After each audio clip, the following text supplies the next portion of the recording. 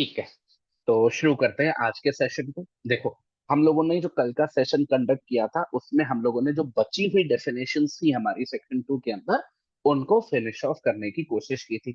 और लगभग लगभग 99% हम लोग ऐसा करने में सक्सेसफुल भी रहे थे। अच्छी बात है, अच्छी बात है कि हम लोग एक सही पेस पे चलते हुए चीजों को फिनिश ऑफ भी कर पा रहे हैं। अब what is the next step? अब देखो, एक तो डेफिनेशन बची है हमारी, विक्टिम।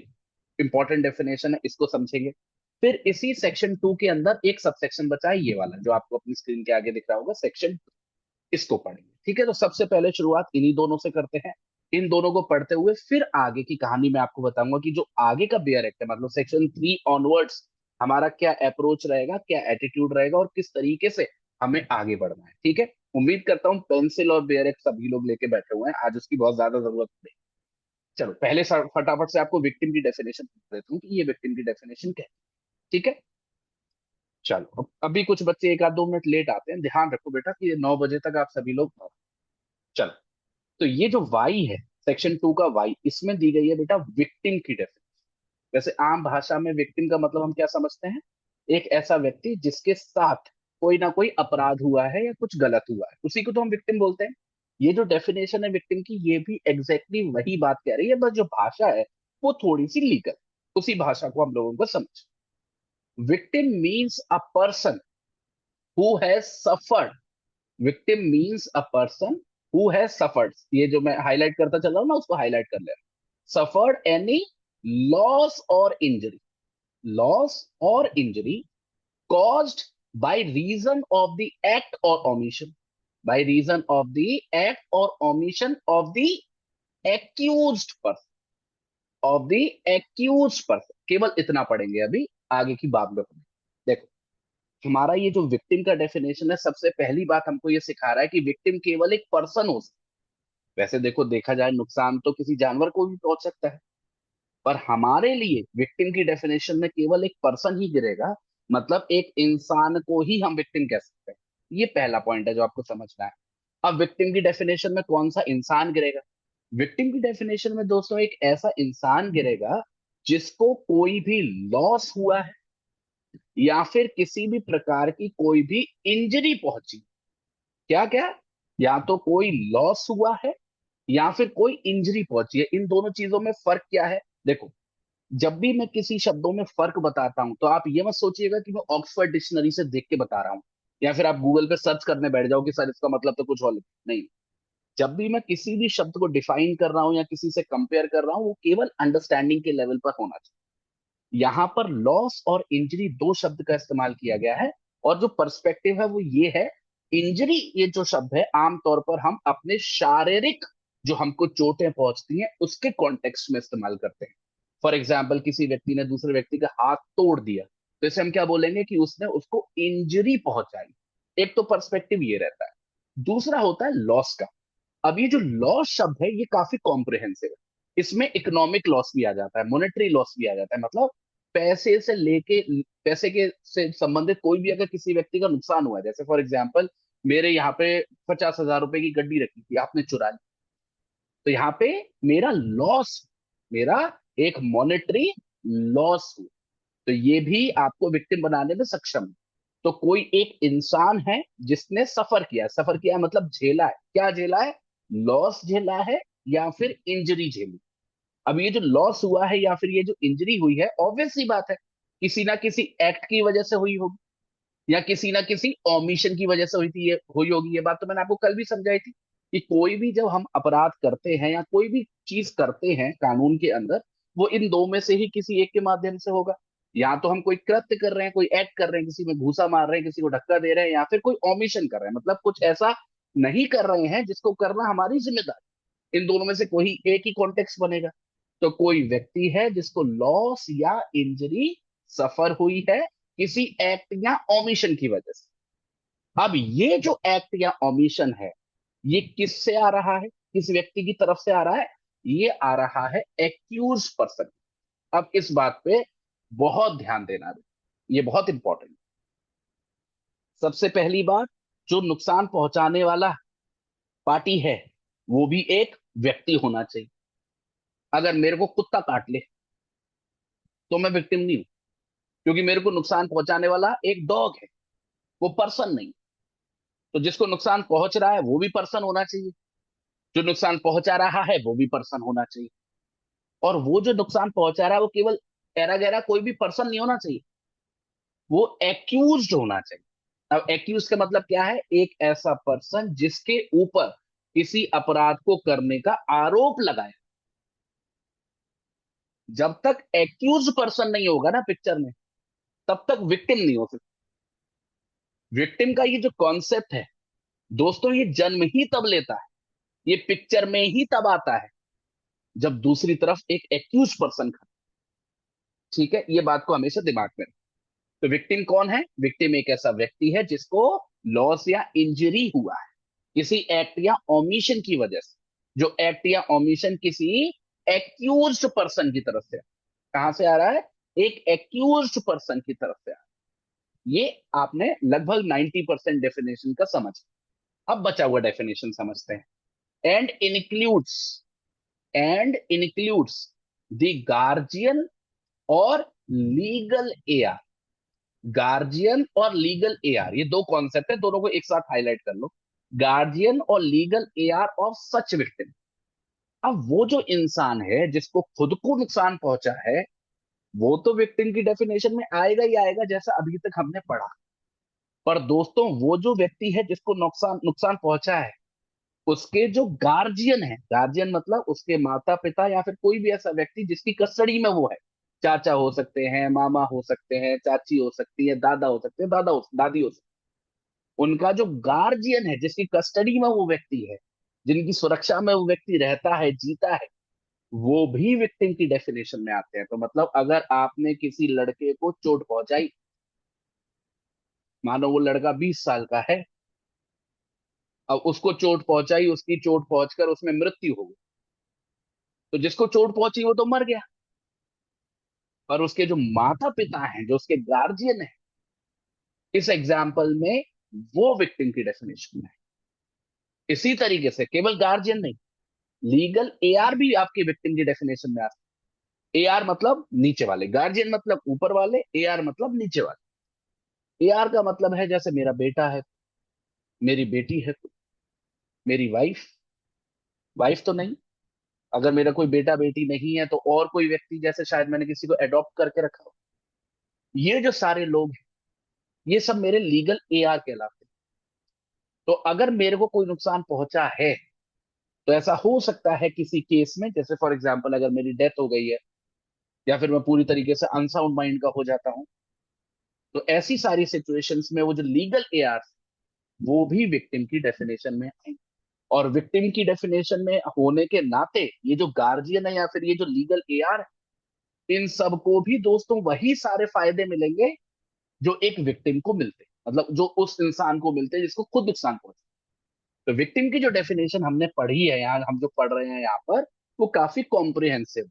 वो केवल उस व्यक्ति को कवर नहीं करती जिसको असल में नुकसान पहुंचा है, जिसने गोली खाई या जिसके चाटा पड़ा या जिसके साथ रेप हुआ, बल्कि उसके गार्जियन को भी या फिर उसके लीगल एआर्स को भी कवर कर सकता है। अब यहाँ पे बात को समझिएगा, जरूरी नहीं है कि हर केस में गार्जियन भी या लीगल एआर भी अपने आप विक्टिम की डेफिनेशन में आ जाएगा।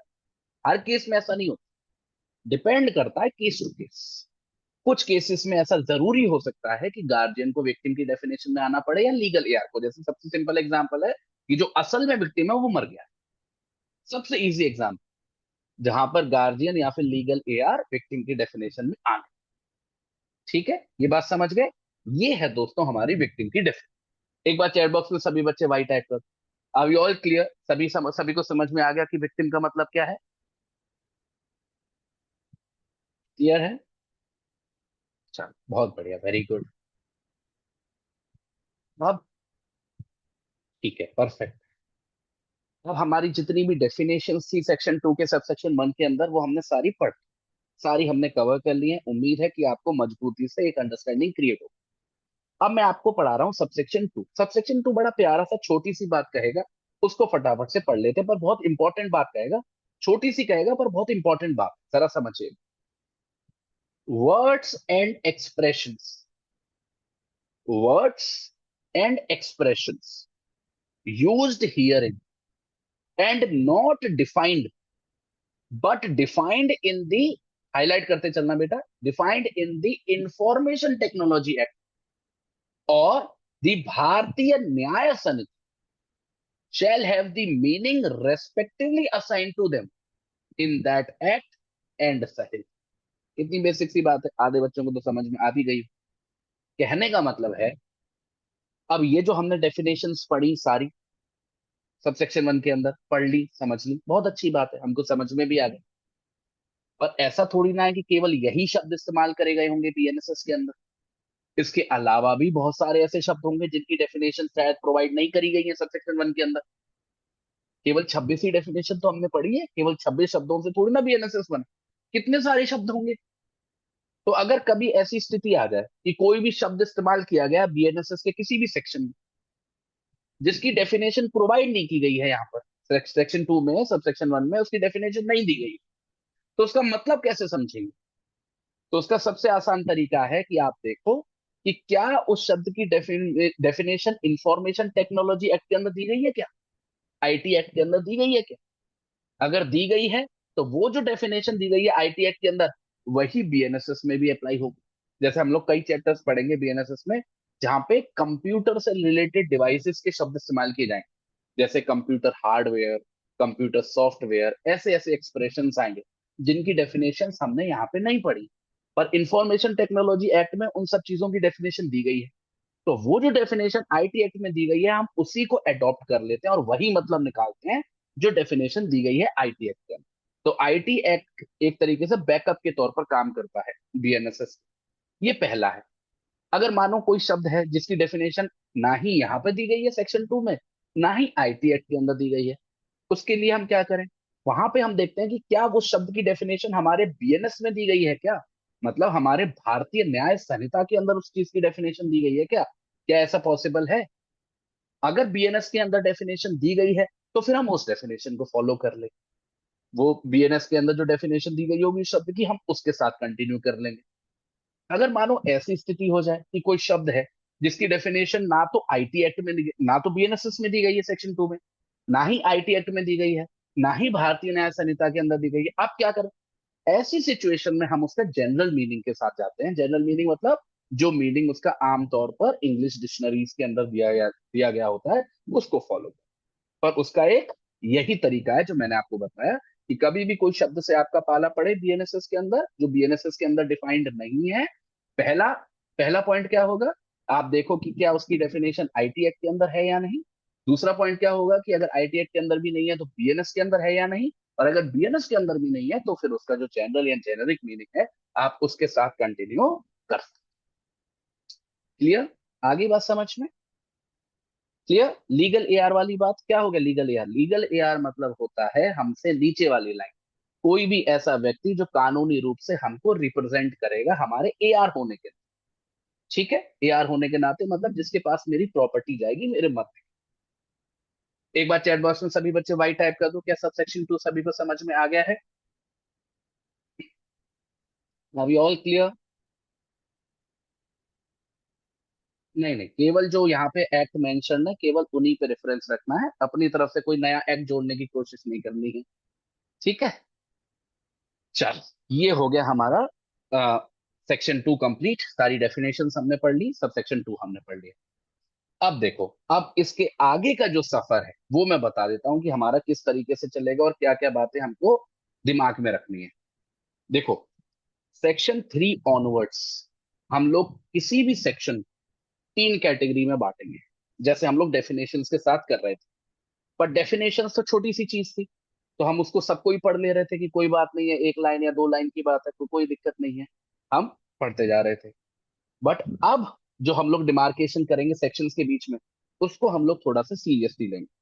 हम 3 कैटेगरी में सेक्शंस को बांटेंगे, जो भी सेक्शंस आगे आएंगे हमारे सामने। एक कैटेगरी के सेक्शंस हैं जो वेरी इंपॉर्टेंट, वेरी इंपॉर्टेंट मतलब जो भी सेक्शन वेरी इंपॉर्टेंट होगा उसमें तो हम उस सेक्शन को अच्छे से समझेंगे, ये मान के चलिए उसको बिल्कुल घोट के पिएंगे, ठीक है, जो वेरी इंपॉर्टेंट कैटेगरी में आएंगे। और ये सारे सेक्शंस ऐसे होंगे जो आमतौर पर मेंस एग्जामिनेशन या फिर प्रीलिम एग्जामिनेशन के टारगेट रहते हैं, प्रीवियस ईयर क्वेश्चन पेपर। दूसरे नंबर पे सेक्शंस आएंगे जो इंपॉर्टेंट कैटेगरी, मतलब उनको अच्छे से समझेंगे, अच्छे से पढ़ेंगे, पर इतना भी नहीं कि बिल्कुल ही घुस जाए, पर हाँ अच्छी खासी नॉलेज हम उसके बारे में रख लेंगे कि कल को बाई चांस हमारा उससे सामना हो जाए एग्जामिनेशन के अंदर तो हम उसको कर। फिर आती है तीसरी कैटेगरी। यहाँ पे तीसरी कैटेगरी है जिसको हम लोग नहीं पढ़े, मतलब जिसको हम लोग स्किप करेंगे, वो उनको हम यूजलेस कैटेगरी में डालेंगे। अब यूजलेस जिस कैटेगरी को डालेंगे, जिस सेक्शन को हम नहीं पढ़ेंगे, उसके बारे में मेरी तरफ से तो आपके लिए ये सजेशन होगा कि आप उसको स्किप ही कर दें, आप उसको पढ़ना मत। और अगर आप खुद से पढ़ना चाहते हो तो पढ़ लेना, कोई ऐसी दिक्कत की बात नहीं है कि पढ़ने से कुछ नुकसान नहीं होगा। पर हाँ एक बात का ध्यान रखना, जो बात मैंने आपको पहली क्लास में बोली, हमारा जो बीएनएसएस एक्ट है थोड़ा सा बड़ा है, ठीक है। और जब भी कोई बड़ा एक्ट पढ़ते हैं ना, तो समझदारी इस बात में नहीं होती कि हम सब कुछ पढ़, समझदारी इस बात में होती है कि जो इंपॉर्टेंट है उसको उतना ज्यादा समय लगाकर ज्यादा मेहनत से पढ़े, और जो इंपॉर्टेंट नहीं है उसको छोड़ते भी चले। छोड़ना भी एक बहुत इंपॉर्टेंट स्किल है जो आना चाहिए, खासकर इतने बड़े स्टैच्यू के समय। तो आगे चलते चलते जैसे जैसे कोई सेक्शन आएगा तो मैं आपको बताता चलूंगा कि इसकी इंपॉर्टेंस क्या है, इसको हम पढ़ेंगे या फिर इसको हम स्किप करें। क्या सभी लोगों को ये सारी बातें समझ में आ गई हैं? और प्लीज चैट बॉक्स में अभी केवल और क्लास से संबंधित जो भी बातचीत है उसी को आप करो, ठीक है। सभी बच्चों से मैं बोल रहा हूँ केवल क्लास से संबंधित टेक्स्ट आना चाहिए और कोई टेक्स्ट नहीं आएगा मेरे। अभी ऑल क्लियर? क्या सभी को समझ में आ गया मैंने जो आपको यहाँ पे बात समझाई है? इसलिए पेंसिल रोज रखना और उसे सेक्शन के आगे मार्क करते चलना जो मैं लिख, ठीक है। और जब भी फ्यूचर में रिवीजन करोगे तो इसी तरीके से करा करना, वेरी इंपॉर्टेंट वाले पढ़ लो एक बार में, फिर इंपॉर्टेंट वाले पढ़ लो ठीक है। चलो फिर शुरू करते हैं। अब शुरुआत करते हैं सेक्शन थ्री के साथ। सेक्शन थ्री हमारा पहला ऐसा सेक्शन है जिसको हम लोग स्किप करेंगे, इसको हमें पढ़ने की जरूरत नहीं। उसका रीजन क्या है, इसमें कुछ भी नहीं दिया गया है, केवल एक्सप्रेशंस के साथ खेल रहे हैं कि कब मजिस्ट्रेट को हम जुडिशियल मजिस्ट्रेट कहने लगेंगे, उसका उस बात का कोई इंपॉर्टेंस नहीं है, ना ही एग्जाम में ये आना, ठीक है। तो सेक्शन थ्री को आप स्किप कर दो, या तो आप कट लगा दो या फिर कोई मार्क मत लगाओ, जो भी आपको ज्यादा अच्छा लगता हो, आपकी चॉइस, ठीक है। अब आओ सेक्शन फोर। सेक्शन फोर वैसे तो सिंपल सा सेक्शन है और ज्यादा इंपॉर्टेंट भी नहीं है, इंपॉर्टेंट की कैटेगरी में डालो मतलब उससे सिंगल टिक लगा दो, सिंगल टिक काफी है। पर इसमें समय कम लगेगा इसलिए मैं आपको इसे फटाफट से बता दूं। सेक्शन फोर हेडिंग है ट्रायल ऑफ ऑफेंसेस अंडर भारतीय न्याय संहिता एंड अदर लॉस, ठीक है। ट्रायल ऑफ ऑफेंसेस, ट्रायल का मतलब तो समझ गए ना, हम लोगों ने कल समझा था। ट्रायल क्या होता है, जो मजिस्ट्रेट या कोर्ट ऑफ लॉ चलाते हैं किसी भी अपराध के संबंध। याद है ना, कल हम पढ़ रहे थे इंक्वायरी क्या होता है, ट्रायल क्या होता है। दो चीजें करते हैं मजिस्ट्रेट साहब, कोर्ट ऑफ लॉ साहब, या तो इंक्वायरी करते हैं या ट्रायल चलाते हैं। तो यहाँ पे ये जो सेक्शन फोर है ये ट्रायल की बात कर, इसके सबसेक्शन वन को पढ़ते हैं। ऑल ऑफेंसेस अंडर दी भारतीय न्याय संहिता, बीएनएस की बात हो रही है बेटा। ऑल ऑफेंसेस अंडर दी भारतीय न्याय संहिता shall be investigated, inquired into, tried, and otherwise dealt with according to the provisions hereinafter contained। ये बहुत इंपॉर्टेंट बात है समझने की, पर बहुत आसान बात।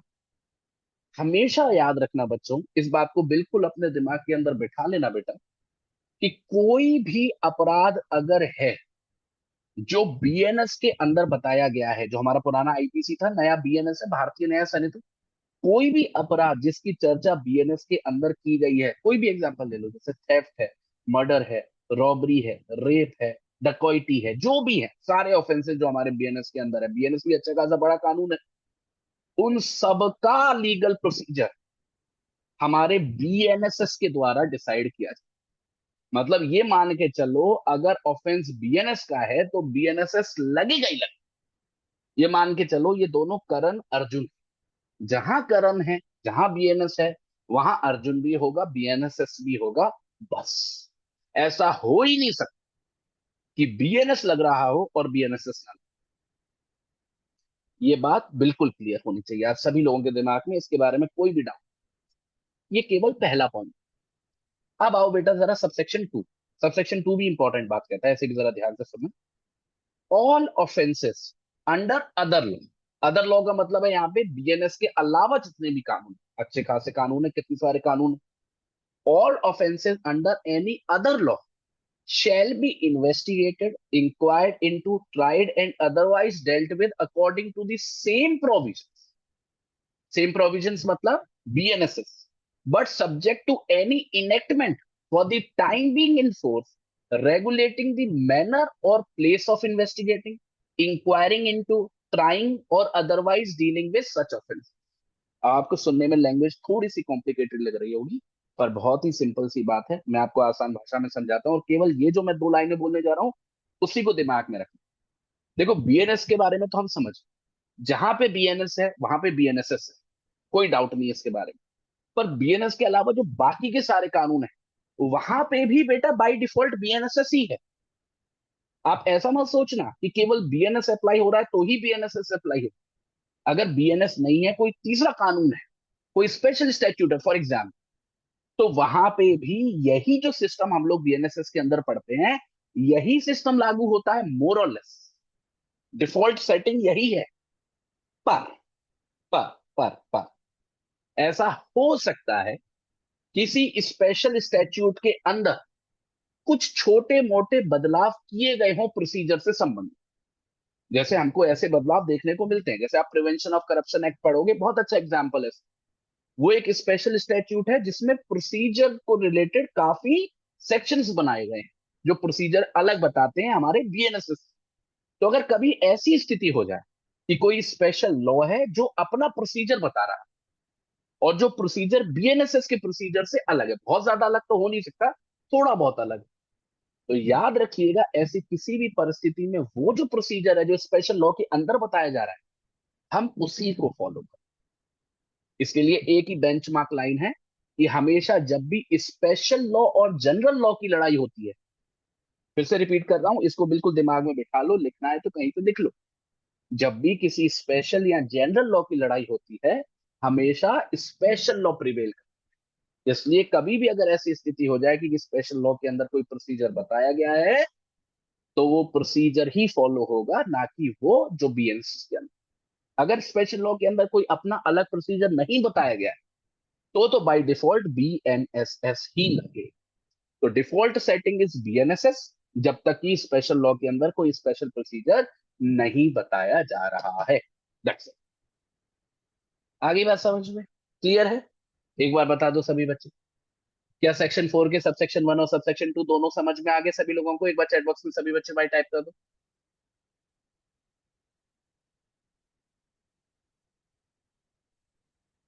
ठीक है,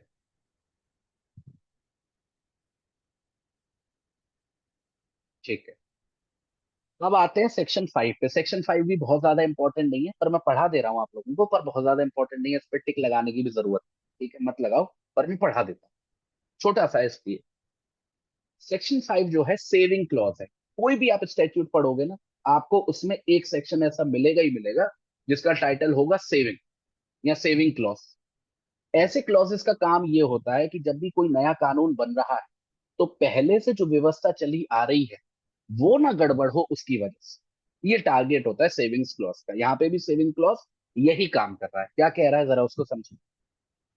nothing contained in this Samhita shall, in the absence of a specific provision to the contrary, affect any special or local law, affect any special or local law for the time being in force, or any special jurisdiction or power, ये highlight कर लेना जो मैं करवा रहा हूं, special jurisdiction or power conferred or any special form of procedure prescribed by any other law for the time being in force। ठीक है, अभी याद करो सेक्शन 4 के सबसेक्शन 2 के अंदर हमने क्या पढ़ा। सेक्शन 4 के सबसेक्शन 2 के अंदर हमने ये पढ़ा कि अगर कोई स्पेशल लॉ है जो अब तक स्पेशल प्रोसीजर बता रहा है, तो वहां पर वो स्पेशल लॉ ही अप्लाई होता है। उसी बात को एक कदम और आगे बढ़ा दिया गया सेक्शन 5 के अंदर। अब यहाँ पे बोल रहे हैं कि हम मान लो बीएनएसएस लागू कर रहे हैं, नया कानून लागू कर रहे हैं। अब ऐसे समय पे जब बीएनएसएस लागू किया जा रहा है, पहले से कई सारे ऐसे कानून है जो अपने अपने स्पेशल लॉज बना के बैठे हुए हैं प्रोसीजर के बारे में। उसमें कुछ अलग प्रोसीजर बताया गया है, कोई अलग तरीके की जुरिस्डिक्शन बताई गई है, कोई थोड़े मोटे छोटे मोटे बदलाव हैं। तो सवाल ये है कि क्या वो सारे पुराने कानून खत्म हो जाएंगे क्या? और सब जगह बीएनएसएस अप्लाई होने लगेगा क्योंकि बीएनएसएस नया कानून है। तो ये सेक्शन 5 कह रहा है कि ऐसा नहीं। अगर पहले से कोई भी स्पेशल स्टैट्यूट चला आ रहा है या किसी भी तरीके का कोई स्पेशल प्रोसीजर फॉलो किया जा रहा है किसी भी कानून के संबंध में, तो हम उसके साथ कंटिन्यू कर सकते हैं डेस्पाइट दी फैक्ट, इस बात के बावजूद कि बीएनएसएस लागू हो रहा। मतलब पहले से अगर कोई स्पेशल प्रोसीजर चल रहा है तो वो कंटिन्यू करेगा बीएनएसएस के आने के बावजूद, उसमें किसी भी प्रकार का कोई भी खलन या कोई भी डिस्टर्बेंस नहीं। बस इतनी सी बात है। पर इसको दोबारा कभी पढ़ने की जरूरत नहीं है, अभी मैंने बता दिया, बस इतना याद है। क्लियर है सभी लोगों को सेक्शन 5? एक बार चैट बॉक्स में वाई टाइप कर दो। चल, इसी के साथ सक्सेसफुली हम लोगों ने चैप्टर 1 कवर कर लिया, हमारे बीएनएस का अपना पहला कदम उठा लिया, जो बहुत अच्छी बात है। आप चाहो तो क्लैप कर सकते हो। ठीक है। चल, अब सही मायने में बीएनएस शुरू होता है। बोलते हैं ना प्रोसीजरल लॉ हम पढ़ रहे हैं, शुरू होगी। ठीक है। जो अब जो हम चैप्टर पढ़ने जा रहे हैं ना बेटा, चैप्टर 2, इसकी शुरुआत होगी सेक्शन 6 से, जो आप अपनी स्क्रीन पे देख पा रहे हो, और ये जाएगा सेक्शन 20। और ये वाला मिला जुला सा चैप्टर है। इसमें कुछ ऐसे सेक्शंस आएंगे जो बहुत इंपॉर्टेंट, और कुछ ऐसे सेक्शंस आएंगे जो बिल्कुल भी इंपॉर्टेंट नहीं। तो दोनों तरीके के सेक्शंस को उस हिसाब से हम लोग रेट करते हुए धीरे धीरे आगे बढ़ेंगे। मोर और लेस हमारा पर्पस या टारगेट क्या होगा कि हमें वो आइडिया लग जाए, जो आइडिया इस चैप्टर के अंदर हमको समझना जरूरी है। क्योंकि ये जो चैप्टर है बेटा, ये क्रिमिनल कोर्ट्स की हायरार्की और क्रिमिनल कोर्ट्स के सिस्टम को समझाने की कोशिश कर रहा है कि कैसे क्रिमिनल कोर्ट्स बनाए जा रहे हैं, कैसे क्रिमिनल ऑफिसेस काम कर रहे हैं। तो शुरुआत है, पहला कदम है एक तरीके से प्रोसीजर की तरफ। तो इसको थोड़ा सा अच्छे से समझेंगे, ठीक है। तो उम्मीद करता हूं कि आज का सेशन और कल का सेशन मिला के हम लोग ये चैप्टर खत्म कर पाएंगे। चलो शुरू करते हैं। आ जाओ सेक्शन 6 पे आ जाओ। सबसे पहली बात जो सेक्शन 6 के अंदर हमको देखने को मिलती है, वो बताता है क्लासेस ऑफ क्रिमिनल कोड्स। और सिंपल सी बात है, ये कुछ नहीं बता रहा, ये आपको बता रहा है कि हमारे देश के अंदर, हमारे क्रिमिनल सिस्टम के अंदर हायरार्की क्या है। हायरार्की का मतलब समझते हो ना? सबसे नीचे कौन, फिर उसके ऊपर कौन, फिर इसके ऊपर कौन, फिर इसके ऊपर कौन। लीगल सिस्टम के अंदर, क्रिमिनल सिस्टम के अंदर वो समझाने की कोशिश करता है। बहुत आसान सेक्शन। क्या कहता है? Besides the high court and the courts constituted under any law other than this Samhita. High court को हटा दो, और जो स्पेशल कोर्ट्स होते हैं, यहाँ पे चाहे तो आप स्पेशल कोर्ट लिख, इस जगह पे चाहे तो स्पेशल कोर्ट लिख, चाहे अगर आप हाई कोर्ट को हटा दो और स्पेशल कोर्ट को हटा दो, इन दो तरीके के कोर्ट्स को हटा दो और सुप्रीम कोर्ट को भी हटा दो मेरी तरफ से, इसके अलावा हर एक राज्य के अंदर ये चार तरीके के क्रिमिनल कोर्ट्स की हम लोग बात करें। ये जो 1 2 3 4 दिख रहे हैं, ये चार तरीके। और ये चार तरीके के कोर्ट्स में सबसे पहले नंबर पे आता है कोर्ट ऑफ सेशन। हर एक का मतलब क्या है अभी मैं आपको समझाऊंगा, पहले पढ़ लो, नाम पढ़ लो। Court of session. दूसरे नंबर पे आता है judicial magistrates of first class. Judicial magistrates of first class. तीसरे नंबर पे आता है judicial magistrate of second class. ये जो तीन है ना शुरू के, फर्स्ट सेकंड और थर्ड, ये प्योर क्रिमिनल सिस्टम है। इसमें किसी भी तरीके की कोई मिलावट नहीं है। ये प्योर कोर्ट सिस्टम के एग्जांपल्स, ठीक है। और ये जो चौथे नंबर पे एग्जीक्यूटिव मजिस्ट्रेट्स, ये है तो कोर्ट, और बीएनएसएस के अंदर काउंट भी होता है, पर ये अपने आप में प्योर जुडिशियल सिस्टम का पार्ट नहीं है। अब ये प्योर जुडिशियल सिस्टम का पार्ट क्यों नहीं है, मैं आपको समझा। देखो, अगर हम लोग केवल और केवल जुडिशियल सिस्टम की बात करें, केवल कोर्ट से रिलेटेड हायरार्की की बात करें, तो कोर्ट से रिलेटेड हायरार्की कुछ इस तरीके से चलती। सबसे नीचे आता है judicial magistrate of second class. मैं क्रिमिनल हायरार्की बता रहा हूं। सबसे नीचे कौन सा आएगा? Judicial magistrate of second class, जो हमारी सेक्शन में तीसरे नंबर। उसके ऊपर आता है judicial magistrate of first class. Second नीचे, उसके ऊपर first, judicial magistrate of first class. इसके ऊपर आता है कोर्ट ऑफ सेशन। इसके ऊपर आता है कोर्ट ऑफ सेशन। वैसे एक बीच में पोस्ट आती है चीफ जुडिशियल मजिस्ट्रेट, पर हम उसको अलग से नहीं कंसीडर कर रहे हैं। सीधे judicial magistrate of first class के अगला हम किसको बोल रहे हैं? Court of session. Court of session के बाद आता है हमारा हाई कोर्ट, और हाई कोर्ट के बाद आता है हमारा सुप्रीम। तो इस तरीके से आप अपने दिमाग में हायरार्की को ऊपर से नीचे बताओ। सुप्रीम कोर्ट हो गया, हाई कोर्ट हो गया, हाई कोर्ट के नीचे कोर्ट ऑफ सेशन हो गया, फिर मजिस्ट्रेट फर्स्ट पकड़ लो, फिर मजिस्ट्रेट सेकंड।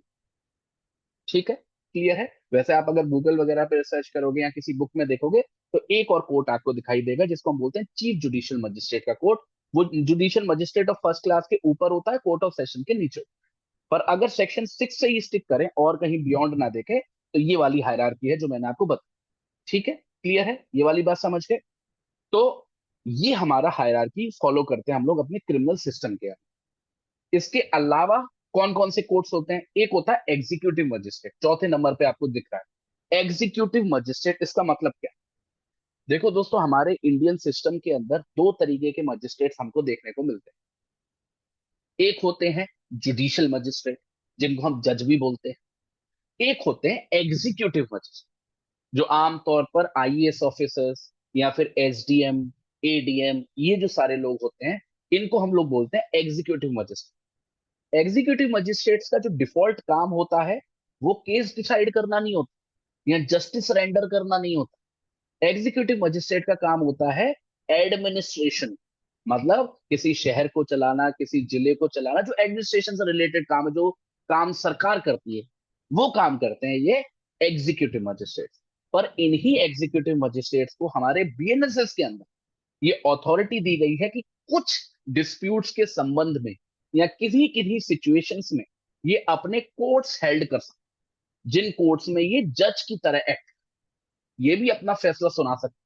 तो उस समय पे जब ये जज की तरह एक्ट कर रहे होते हैं, जब ये फैसला सुना रहे होते हैं, तो ये इसी जुडिशियल हायरार्की का पार्ट बन जाता है। ऐसा कब कब होता है, आगे जब हम सेक्शंस को पढ़ेंगे तब आपको समझ में आ जाएगा कि ऐसा कब कब।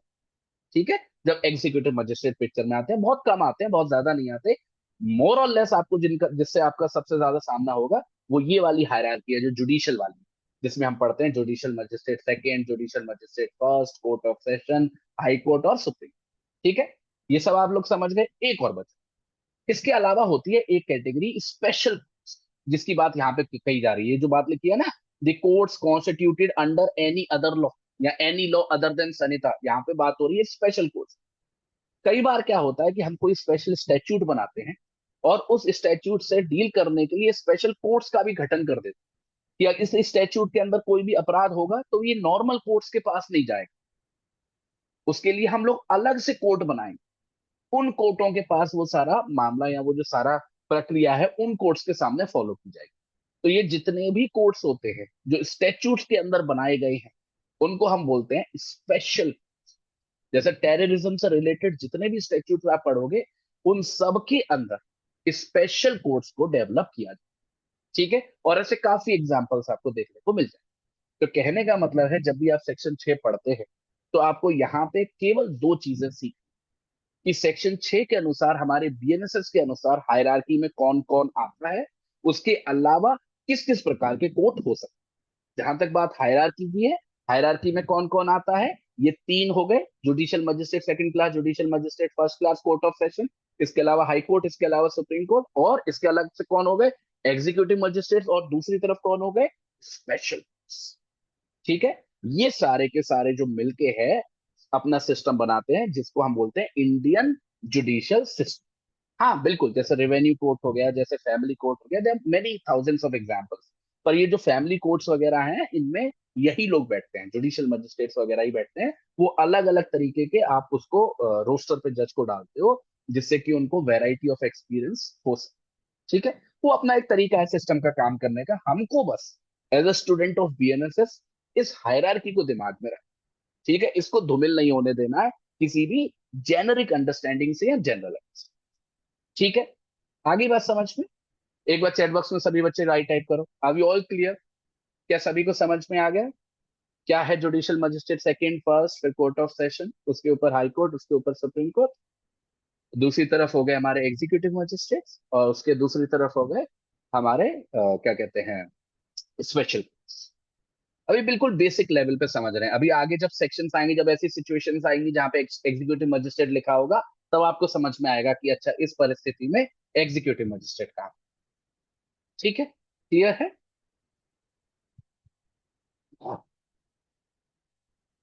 बढ़ते हैं अगले सेक्शन पे। अगला सेक्शन है सेक्शन 7। सेक्शन 7 है बेटा बहुत ज्यादा इस, हाँ सॉरी, सेक्शन 6 पे आप सिंगल टिक लगा दो। ये इंपॉर्टेंट है, वेरी इंपॉर्टेंट नहीं है, इंपॉर्टेंट। अब आते हैं सेक्शन 7 पे। इस पे भी एक सिंगल टिक ही लगाना, सिंगल टिक काफी है। ठीक है। अब ये सेक्शन 7 क्या कह रहा है, इसके सबसेक्शन 1 को पढ़ो। एवरी स्टेट शेल, अभी देखना इसमें पहले ही बता रहा हूं आप लोगों को, सेक्शन 7 की जो लैंग्वेज है वो बहुत कंफ्यूजिंग है। जब मैं पढ़ रहा हूँ आपको कुछ भेजे में नहीं घुसेगा, आपको लगेगा कि ये क्या बोल रहे हो सर, कुछ समझ में नहीं आ रहा। इंतजार करना मेरे समझाने। ठीक है। Every state shall be a session division, highlight करते चलना जो मैं कर रहा हूँ highlight. Shall be a session division और shall consist of session divisions, and every session division shall fare for the purpose of this Sanhita be a district or consist of districts। पहला point, अभी इसको sink in होने, वही वाली बात जो मैं आपको कल बता रहा था। अब दोस्तों हमारा इतना बड़ा देश है, उस देश के अंदर कितने सारे बड़े बड़े राज्य हैं, और हम लोगों को इतने सारे कोर्ट्स बनाने हैं, इतने सारे मजिस्ट्रेट्स काम करेंगे। तो ऑब्वियस सी बात है, ये जरूरी है कि हमको डिसाइड करना पड़ेगा कि सब कौन कौन से टेरिटरी के ऊपर अपनी जुरिडिक्शन को एक्सरसाइज करेंगे, उनमें एरिया को बांटना पड़ेगा। तो ये जो हम लोग सबसेक्शन 1 के अंदर पढ़ रहे हैं ना, ये जो सारे शब्द हैं, ये उन्हीं एरिया को बुलाने के अलग अलग नाम है। ठीक है, कि किस आधार पर हम किसी एरिया को डिवाइड कर रहे हैं किसी भी राज्य के अंदर। यहाँ पे बोला जा रहा है कि जब भी हम किसी राज्य को पकड़ते हैं अपने देश के अंदर, तो आज नॉर्मल बात बता रहा हूँ, प्रैक्टिकल बात बता रहा हूँ, एक राज्य के अंदर कई सारे सेशन डिविजन्स होते हैं। कई सारे सेशन डिवीजन मतलब ऐसे बड़े बड़े क्षेत्र, जिस पूरे बड़े बड़े क्षेत्र के ऊपर हमारा सेशन कोर्ट अपनी जुरिस्डिक्शन एक्सरसाइज कर। तो जैसे मान लीजिए ये एक बड़ा गोला है, इस पूरे एक बड़े गोले के ऊपर एक सेशन कोर्ट बना हुआ है और सेशन जज अपना जुरिस्डिक्शन एक्सरसाइज करता है। तो इसे हम क्या बोलेंगे, सेशन डिवीजन। क्या बोलेंगे, सेशन डिवीजन। एक राज्य के अंदर कई सारे सेशन डिवीजन होंगे। ठीक है। इन्हीं सेशन डिविजन्स के अंदर, ये जो बड़ा गोला है, इन्हीं सेशन डिवीजन के अंदर छोटे छोटे गोले होंगे, जिनको हम क्या बोलेंगे, डिस्ट्रिक्ट। क्या बोलेंगे, डिस्ट्रिक्ट। हर एक डिस्ट्रिक्ट के लिए हमारे जुडिशियल मजिस्ट्रेट्स काम कर रहे होंगे। जुडिशियल मजिस्ट्रेट फर्स्ट क्लास काम कर रहा होगा, जुडिशियल मजिस्ट्रेट सेकंड क्लास काम कर रहा होगा, हमारे एग्जीक्यूटिव मजिस्ट्रेट्स काम कर रहे होंगे। ठीक है। तो इतना बड़ा राज्य, उस बड़े राज्य के अंदर छोटे छोटे क्या, सेशन डिविजन्स। उन सेशन डिविजन्स के अंदर छोटे छोटे डिस्ट्रिक्ट्स। इस तरीके से जो पूरा क्षेत्रफल है, जो पूरी टेरिटरी है किसी भी राज्य की, हम इन अलग अलग कोर्ट्सों के बीच में बांट। आ गए समझ में। तो बड़ा सा राज्य, राज्य के अंदर कई सारे सेशन डिविजन्स, और फिर सेशन डिविजन्स के अंदर कई सारे डिस्ट्रिक्ट्स। ठीक है। और हर एक एरिया को एक हमारा कोर्ट ऑफ लॉ संभाल रहा है। जैसे कोई डिस्ट्रिक्ट है, किसी डिस्ट्रिक्ट को संभाल रहे हैं हमारे जुडिशियल मजिस्ट्रेट साहब, judicial magistrate first class, judicial magistrate second class. इनके ऊपर बैठा है हमारा कोर्ट ऑफ सेशन, जिसके अंदर कई सारे जुडिशियल मजिस्ट्रेट्स काम कर रहे हैं, जो पूरे सेशन डिवीजन को संभाल रहा है। फिर इस पूरे सेशन कोर्ट के ऊपर बैठा हुआ है हाई कोर्ट। जैसे यूपी का एग्जाम्पल ले लो, इलाहाबाद हाई कोर्ट बैठा हुआ है। ठीक है। इस तरीके से पूरे राज्य पे हुकूमत चला रहा है कौन, हाई कोर्ट। राज्य के नीचे कई सारे सेशन कोर्ट अपने सेशन डिवीजन पे हुकूमत चला रहे हैं। सेशन डिवीजन के अंदर अपने अपने डिस्ट्रिक्ट के अंदर कई सारे जुडिशियल मजिस्ट्रेट्स अपनी हुकूमत चला रहे हैं। तो इस तरीके से हमने डिवीजन किया है टेरिटरी का अपने देश के अंदर। ये है हमारा सबसेक्शन 1। अब आते हैं जरा सबसेक्शन 2 पे। The state government may after consultation with the high court alter the limits or the number of such divisions and the districts। अब ये सबसेक्शन 2 जो है, ये बहुत इंपॉर्टेंट बात कह रहा है। हम ये तो समझ गए कि हमने टेरिटरी डिवाइड कैसे करी है, कि सेशन डिविजन्स बनाए हैं, उसके अंदर डिस्ट्रिक्ट्स बनाए हैं, पर ये कर कौन रहा है, ये करता कौन है। हमेशा याद रखना, एमसीक्यूज पे कभी भी कभी कुछ पूछा जा सकता है। कौन करता है, किसके पास पावर है सेशन डिविजन्स बनाने की या डिस्ट्रिक्ट्स बनाने की, स्टेट गवर्नमेंट। किसके पास है पावर, स्टेट गवर्नमेंट के। और स्टेट गवर्नमेंट कब ये एक्सरसाइज करती है पावर, हाई कोर्ट से कंसल्ट करने के बाद। कब करती है, हाई कोर्ट से कंसल्ट करने के बाद। ठीक है। तो स्टेट गवर्नमेंट के पास ये पावर है कि वो हाई कोर्ट से कंसल्ट करने के बाद उसे कहां कहां पे सेशन डिविजन्स बनाने हैं, या किसी भी फलाने सेशन डिवीजन के अंदर कितने डिस्ट्रिक्ट्स बनेंगे, ये सब वो फैसला। ठीक है। इसके बाद आता है बेटा subsection 3। The state government may after consultation with the high court divide any district into subdivisions and may alter the limits or the numbers of subdivision. अब देखिएगा, अभी तक जो हमने डिस्टिंक्शंस को पढ़ा, वो कैसे पढ़ा कि भाई स्टेट है पूरा, उसके अंदर सेशन डिविजन्स है, और सेशन डिविजन्स के अंदर डिस्ट्रिक्ट्स है। अब हमारा ये जो सबसेक्शन 3 है, ये कह रहा है कि डिस्ट्रिक्ट्स को भी हम लोग तोड़ सकते हैं। डिस्ट्रिक्ट्स के अंदर भी हम लोग उस डिस्ट्रिक्ट को भी पार्ट में डिवाइड कर सकते हैं, और डिस्ट्रिक्ट के जो पार्ट्स होंगे उसको हम किस नाम से बुलाते हैं? सब डिवीजन के नाम से। किस पार्ट से नाम से बुलाते हैं? Sub division. ठीक है। आगे बात समझ में, ये शब्द याद रखना, शब्द याद रखना बड़ा जरूरी है। तो सबसे पहले क्या है? सबसे पहले ऊपर से शुरुआत होगी। सबसे पहले पूरा स्टेट है, स्टेट के अंदर सेशन डिवीजन है, सेशन डिवीजन के अंदर डिस्ट्रिक्ट है, और डिस्ट्रिक्ट के अंदर सब डिवीजन। सब डिवीजन है। कितने सब डिवीजन बनेंगे किसी डिस्ट्रिक्ट में, बनेंगे या नहीं बनेंगे, कौन डिसाइड करेगा? State government. कैसे डिसाइड करेगा? हाई कोर्ट से कंसल्टेशन करने के। अब इसके बाद आता है हमारा subsection 4। The session divisions, districts and सब divisions existing in a state at the commencement of this sanita shall be deemed to have been formed under this section। ये तो बड़ी लॉजिकल सी बात है, तो समझाने की जरूरत भी नहीं है। ये सबसेक्शन 4 क्या कह रहा है? अब हमारा इससे पहले सीआरपीसी काम करता था। सीआरपीसी के अंदर ये पूरा सिस्टम पहले से ही चल रहा था, सेम ही सिस्टम था, कुछ बदला तो है नहीं खास। तो जब ये संहिता लागू हो रही है, जब ये नया एक्ट बन के लागू किया जा रहा है, तो जो पुराना सिस्टम हमारा चला आ रहा है ना, जो सीआरपीसी के अंदर सेशन डिविजन्स बनाए गए थे, डिस्ट्रिक्ट बनाए गए थे, सब डिविजन्स बनाए गए थे, वो वैसे के वैसे ही कंटिन्यू होते रहे। ठीक है। बस ये बात लिखी हुई है सेक्शन 4। तो क्या सभी लोगों को समझ में आ गया कि हम लोगों ने कैसे टेरिटरी को डिवाइड किया है between different judicial systems? Are you all clear? एक बार बताइए बेटा, सेक्शन 7 आप सभी को समझ में आया है?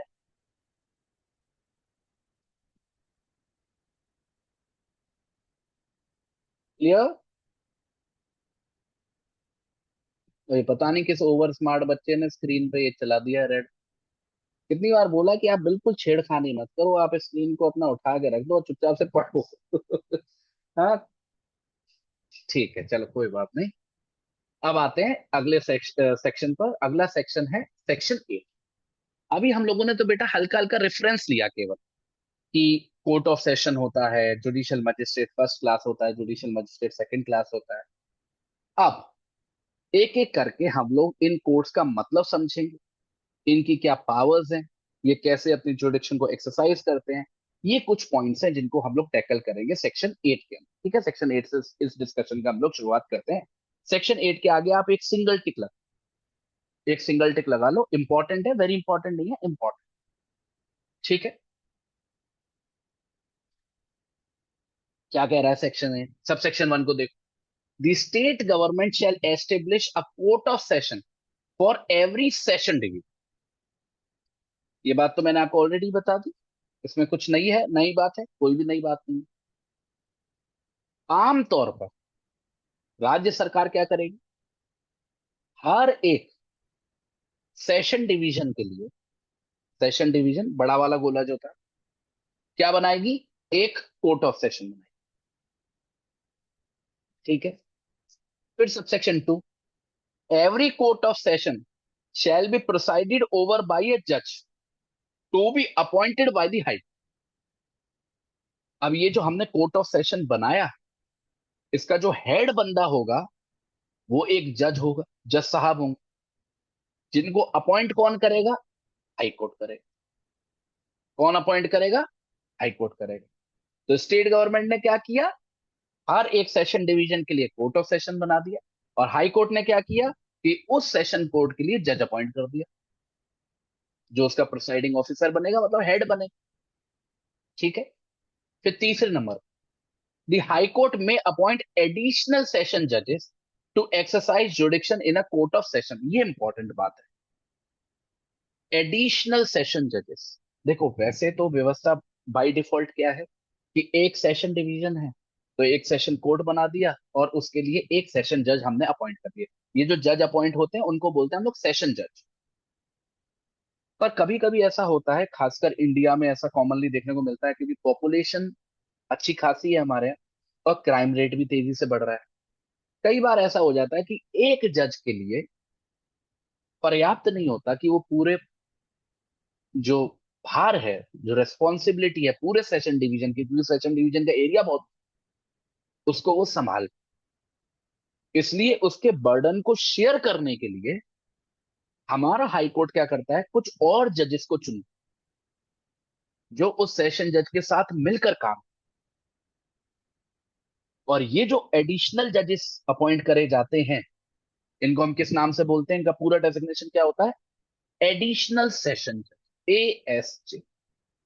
इनके ऊपर होगा सेशन जज, सेशन जज इनका बड़ा भाई है। और ये जो एडिशनल सेशन जज हैं, ये पद बराबर के हैं, दोनों ही सेशन जज, पर वो मेन है, प्रिसाइडिंग ऑफिसर है, और ये लोग सपोर्टिंग रोल प्ले करते हैं। ठीक है। हमेशा जरूरी नहीं है कि हर एक सब डिवीजन में एडिशनल सेशन जज हो, वैसे नॉर्मली होता ही है, पर ये डिपेंड करेगा हाई कोर्ट के ऊपर कि हाई कोर्ट किसी भी सेशन डिवीजन के संबंध में कितने एडिशनल सेशन जजेस को अपॉइंट करता है। डिपेंड करता है कितना भार है, कितना क्राइम रेट है किसी भी स्टेट में, स्टेट टू स्टेट भी फर्क पड़ता है। इसके बाद आता है बेटा सबसेक्शन 4, द सेशन जज ऑफ वन सेशन डिवीजन। ये इंपॉर्टेंट है, ये याद रखो। द सेशन जज of one session division may be appointed by the High Court to be also an additional session judge of another division, and in such case he may sit for disposal of cases at such place or places in other division as the High Court में डाल। देखो, अब मान लीजिए कि कोई भी जज साहब हैं, जिन जज साहब को हाई कोर्ट ने एक सेशन जज बना दिया किसी भी सेशन डिवीजन, एडिशनल सेशन जज नहीं, सेशन जज, जो प्रिसाइडिंग ऑफिसर है उस सेशन डिवीजन। हाई कोर्ट अगर चाहे तो उन्हीं जज साहब किसी दूसरे सेशन डिवीजन के संबंध में एडिशनल सेशन जज बना सकते। जैसे मान लीजिए मैं एक व्यक्ति हूं, चलो आप मान लो आपको जज बनना है ना, तो आप खुश हो जाओ थोड़ी देर। मान लो आप एक व्यक्ति, हाई कोर्ट ने आपको किसी एक सेशन डिवीजन का, सेशन डिवीजन का नाम है मानो XYZ, उस XYZ सेशन डिवीजन का कौन बना दिया, प्रिसाइडिंग ऑफिसर बना दिया, मतलब आप सेशन जज बन उस सेशन डिवीजन, आप वहां पे सेशन जज के तौर पर काम कर रहे। हाई कोर्ट अगर चाहे तो, ऐसा जरूरी नहीं है कि करेगा, हाई कोर्ट अगर चाहे तो आप ही को किसी दूसरे सेशन डिवीजन के संबंध में, मानो दूसरे सेशन डिवीजन का नाम है ABC, उस दूसरे सेशन डिवीजन के संबंध में आपको एडिशनल सेशन जज बना, उस दूसरे में भी सेशन जज नहीं बना सकते आप। ऐसा नहीं हो सकता कि आप यहाँ पे भी सेशन जज हो, वहां पे भी सेशन जज हो, यहाँ पे भी प्रिसाइडिंग ऑफिसर हो, वहां पे भी प्रिसाइडिंग ऑफिसर हो, ऐसा नहीं। अगर आप यहाँ पे प्रिसाइडिंग ऑफिसर हो तो वहां पे प्रिसाइडिंग ऑफिसर नहीं होंगे, आप कौन होंगे, एडिशनल सेशन। वही है कि आमतौर पर आराम से आसानी से जो जजेस हैं शेयर करके काम को निपटा सकते। ऐसा जरूरी होता नहीं है, आमतौर पर ऐसा देखने को बहुत कम मिलता है, क्योंकि अपने ही सेशन डिवीजन का इतना भार होता है कि किसी दूसरे सेशन डिवीजन में क्या ही एडिशनल सेशन जज बनेंगे, और ऐसा पॉसिबल है, ये हमको याद। ठीक है, क्लियर है। और ऑब्वियस सी बात है, अगर आपने उसको एडिशनल सेशन जज किसी दूसरे सेशन डिवीजन में बना दिया है, तो वहां पे जाके भी बैठेगा जज के तौर पर उस सेशन डिवीजन में, और यहाँ पे भी बैठेगा जहां पे वो सेशन जज। ठीक है। इसके बाद आता है सेक्शन 5। सेक्शन 5 क्या कहता है, where the office of the session जज इज वेकेंट। ये इंपॉर्टेंट है, देखना जरा बेटा। The high court may make arrangements for the disposal of any urgent application which is or may be made or pending before such court of session by an additional session, or if there is no additional session judge, by a chief judicial magistrate। याद है मैं बता रहा था कि आपको एक और पद आता है इनके बीच में जिसको बोलते हैं chief judicial magistrate in the session division, and every such जज or magistrate shall have jurisdiction to deal with any such application. देखो, सेक्शन 5, सबसेक्शन 5 जो है वो एक इमरजेंसी वाली सिचुएशन की बात कर रहा है। मान लीजिए कभी ऐसा हो जाए कि कोर्ट के सामने कोई अर्जेंट एप्लीकेशन आ, या कोई अर्जेंट केस आ गया जिसका डिस्पोजल करना जरूरी है, इंतजार नहीं कर सकते। और दिक्कत यह है कि जो सेशन जज हैं, जो प्रिसाइडिंग ऑफिसर हैं, वो है नहीं, मानो वो रिटायर हो गए या उनकी डेथ हो गई है, तो उनका जो ऑफिस है वो वेकेंट हो गया, और वो जो केस है वो उनके नाम से आया है, बीइंग द प्रिसाइडिंग ऑफिसर। तो ऐसी सिचुएशन में ये पावर है कि हम क्या करेंगे, हाईकोर्ट के पास ये पावर है कि उसी सेशन डिवीजन में काम करने वाले किसी एडिशनल सेशन जज से बोलेंगे कि जब तक सेशन जज साहब नहीं आ रहे, आप इस एप्लीकेशन को या इस केस के साथ डील करें। क्योंकि ये अर्जेंट। मानो ऐसा हो जाए कि उस सेशन डिवीजन में कोई एडिशनल सेशन जज भी नहीं, ऐसा भी हो सकता है, पॉसिबल। तो हम क्या करेंगे, हाई कोर्ट बोलेगा एक चीफ जुडिशियल मजिस्ट्रेट को, चीफ जुडिशियल मजिस्ट्रेट नीचे का पद होता है सेशन जज, उसको बोलेगा कि इस अर्जेंट एप्लीकेशन से, ठीक है, आगे बात समझ में। तो ये अर्जेंट सिचुएशन में हम कैसे काम चलाएंगे अगर हमारे सेशन जज साहब अवेलेबल नहीं है, ये हमको बताता है हमारा सबसेक्शन। अब देखो इसके बाद आते हैं subsection 6। The court of session shall ordinarily hold its sitting at such place or places as the High Court may by notification. High Court may by notification specify. But if in any particular case the Court of Session is of the opinion that it will tend to the general convenience of the party and witnesses to hold it sitting at any other place in the session division, it may, with the consent of the prosecution, इसको highlight कर लेना, consent of the prosecution and the accused, sit in that place for the disposal of the case or the examination of any witness or witnesses there. देख क्या कहने की कोशिश हो रही है, मैं आपको समझा। आमतौर पर किसी भी सेशन डिवीजन के अंदर हमारा जो कोर्ट ऑफ सेशन है वो कहां से फंक्शन करेगा, हमारे जो सेशन जज हैं वो कहां पर बैठेंगे, कहां से जस्टिस को रेंडर करेंगे, ये कौन डिसाइड करता है, हाई कोर्ट। कैसे डिसाइड करता है, अपना नोटिफिकेशन निकालता है कि ये सेशन डिवीजन का सेशन कोर्ट यहाँ पे बनेगा और जज साहब यहाँ पे बैठेंगे। पर जरूरी नहीं है कि जज साहब केवल वही बैठे। कभी अगर ऐसा हो जाए कि जज साहब को ऐसा लगे कि किसी पर्टिकुलर केस में उस केस के स्पेशल फैक्ट्स एंड सर्कमस्टांसेस की वजह से हमको जो इस केस की कार्रवाई है यहां पर नहीं चलानी चाहिए, कहीं और चलानी चाहिए, उस सेशन डिवीजन के अंदर, ऐसा नहीं है कि पाकिस्तान चले जाएंगे केस चलाने के लिए, उसी अपने ही सेशन डिवीजन के अंदर कहीं और चलाने, किसी भी तरीके से वो ज्यादा फेवरेबल रहे, या तो एक्यूज के लिए या फिर प्रोसिक्यूशन साइड के लिए, विक्टिम के लिए, विटनेस वगैरह के। तो ये पावर है कोर्ट ऑफ सेशन के पास कि वो ऐसा भी कर सकती है, पर रीजन होना चाहिए। पर ये सब कहने की बात है दोस्तों, होता सब उसी बिल्डिंग में है जो हाई कोर्ट ने बताया होता है कि इसको हम कोर्ट ऑफ सेशन बोलते हैं। ऐसी सारी केवल पॉसिबिलिटीज है जो मतलब 100 में से 1% कभी यूज होंगी तो होंगी, 99% आप सभी को पता है जिसको हम कोर्ट बोलते हैं वहीं पर सारी कार्रवाई होती है, ठीक है। इसके बाद आता है बेटा सबसेक्शन 7, इसको देखो। The session judge may from time to time make orders consistent with this Sanita as to the distribution of business among additional, ये इंपॉर्टेंट, ये एमसीक्यू पूछा जाता है कई बार, distribution of business among such additional session जज। जैसा मैंने आपको बताया, देखो एक सेशन जज और एडिशनल सेशन जज में कोई फर्क नहीं है, समझना इस बात। दोनों का जो पद है, जो हायरार्की में उनका जो लेवल है ना, वो एक ही है, बराबर ही है। आप ऐसा मत सोचना कि एडिशनल सेशन जज से नीचे है हायरार्की में, हायरार्की में बिल्कुल नीचे नहीं। बस ये मान के चलिए कि एक बड़ा भाई एक है, दोनों ही एक ही परिवार के सदस्य, दोनों की बराबर की इंपॉर्टेंस। पर ये जो सबसेक्शन 7 है ये बहुत इंपॉर्टेंट पावर देता है सेशन जज, जो पावर एडिशनल सेशन जज पे नहीं है। क्या है कि किसी भी सब डिवीजन में जो काम है उसका बंटवारा कैसे किया जाएगा, मतलब कौन सा केस कौन सा सेशन जज डील करेगा, ये डिसाइड करता है सेशन। जैसे मानो कि कोई कोर्ट है, कोई सेशन डिवीजन है, मैं सेशन जज हूं और 3 एडिशनल सेशन जजेस हैं, आप में से कोई 3 है जो एडिशनल सेशन जजेस। मैं डिसाइड करूंगा कि अगर मेरे पास 50 केस है या 100 केस है, कौन सा केस मैं हैंडल करूंगा, कौन सा आप करोगे, कौन सा आप करोगे, कौन सा। तो जो डिस्ट्रीब्यूशन ऑफ बिजनेस है या डिस्ट्रीब्यूशन ऑफ वर्क है वो कौन करता है, सेशन, हमेशा किसी भी सेशन के बीच, ठीक है।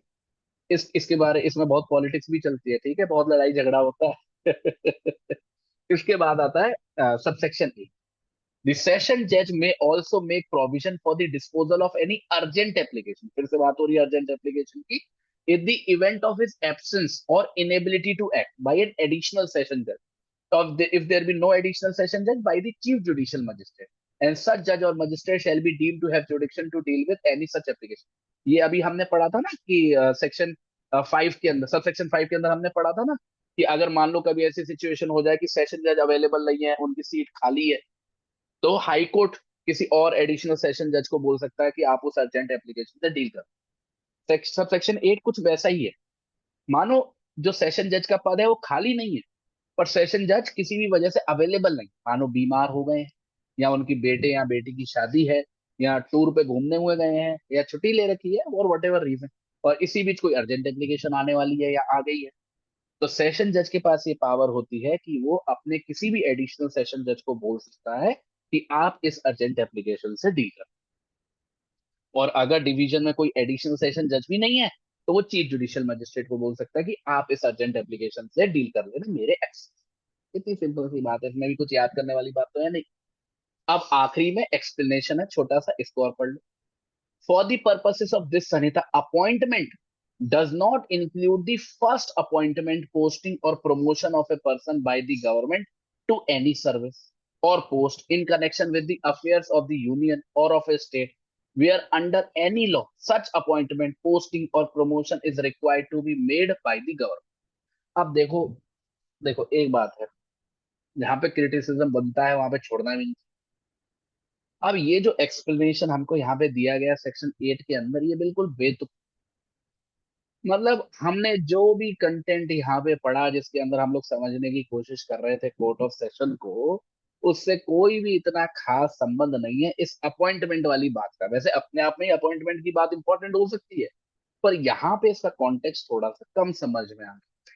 ठीक है, पर ये बात क्या है आपको हल्का सा आइडिया दे देता हूँ, वैसे आगे ऐसे सेक्शंस आएंगे जहाँ पे हमको इसको हैंडल करने का अच्छे से मौका मिले। यहाँ पे बोला जा रहा है कि इस संहिता के अंदर ये जो अपॉइंटमेंट शब्द है, जब भी हम इस अपॉइंटमेंट शब्द का इस्तेमाल करते हैं, उसमें फर्स्ट अपॉइंटमेंट या फर्स्ट पोस्टिंग या फर्स्ट प्रमोशन इंक्लूड नहीं होता है किसी भी व्यक्ति का, किसी भी सरकार के द्वारा, किसी भी सर्विस, चाहे वो केंद्र सरकार के लिए काम करता हो चाहे राज्य सरकार के लिए काम करता हो। कहने का मतलब है क्या होता है बेटा, मैं आपको बताऊं। जुडिशियल सिस्टम जो है वो हायरार्की पे आधारित है, और वहां पर हमेशा किसी भी पद के लिए डायरेक्ट अपॉइंटमेंट देखने को नहीं मिलता। हमेशा आप प्रमोशन के माध्यम से किसी भी पोस्ट पर over a period of time appoint होते हुए चलते हो। जैसे आपको एग्जांपल देते हैं, आप में से ज्यादातर लोग लोअर जुडिशरी की तैयारी कर रहे हैं। आपका जब सिलेक्शन होगा तो आप बिल्कुल निचले स्तर से शुरुआत करोगे, सिविल जज बनोगे, फिर धीरे धीरे, अगर क्रिमिनल साइड से बताऊं तो आप कभी मजिस्ट्रेट ऑफ सेकंड क्लास बनोगे, फिर फर्स्ट क्लास बनोगे, फिर बढ़ते बढ़ते बढ़ते मुझे लगता है आप अपने 50-55 साल की उम्र पे जाके आप एडिशनल सेशन जज के तौर पर अपॉइंट किए जाओ। और हो सका आपकी किस्मत अच्छी हुई तो रिटायरमेंट से पहले सेशन जज बन सकते हो, अगर अच्छी सही एज में आपका अगर सिलेक्शन हो गया हो। दूसरी तरफ हायर जुडिशियल सर्विसेज का एग्जामिनेशन होता है, वहां पे अगर आपका सिलेक्शन होगा तो आपकी डायरेक्ट अपॉइंटमेंट क्या कहाँ पे होती है, एडिशनल सेशन जज के तौर पर होती है। तो मतलब आप अपने 4-5 साल, 6 साल, 10 साल की सर्विस में सेशन जज बन जाओगे, फिर उसके बाद हाई कोर्ट चले जाओगे। तो उसी बात के बारे में है ये, कि जब भी हम अपॉइंटमेंट शब्द का इस्तेमाल करें तो उसे ब्रॉडर कॉन्टेक्स्ट में करें, जिसमें केवल पहली अपॉइंटमेंट ना हो, क्योंकि पहली अपॉइंटमेंट तो आपकी सिविल जज के तौर पर, over a period of time promote हो के जिस पद को आपने होल्ड किया है, वो सब भी उसमें इंक्लूड होती हुई आती है। बस इतनी सी बात आपको अपने दिमाग पे रखनी है, उससे ज्यादा दिमाग में की जरूरत नहीं। क्लियर है? मैं तो बोलते बोलते ही थक गया। एक बार चैट बॉक्स में बताओ, सेक्शन 8 आप सभी लोगों को समझ में आया? क्या हर एक सब सेक्शन क्लियर है? सर जेलों में भी लग सकती है क्या कोर्ट कभी? हाँ लगती है, बिल्कुल लगती है, जेलों में भी लग जाती है। क्लियर है? सेक्शन 8 सभी को समझ में आ गया है? चलो ठीक है, फिर आज हमारा टाइम भी ऑलमोस्ट ओवर होने पे आ गया है, तो आज के लिए यहीं पे रुक जाते हैं। कल हम लोग कंटिन्यू करेंगे सेक्शन 9। पर मुझे लगता है कि आज का जो हमारा सिस्टम था वो आपको समझ में आ गया कि किस तरीके से हम चीजों को कवर करेंगे। और हाँ, आज तो फ्राइडे है, 1 मिनट पहले मैं रिकॉर्डिंग बंद कर दूं।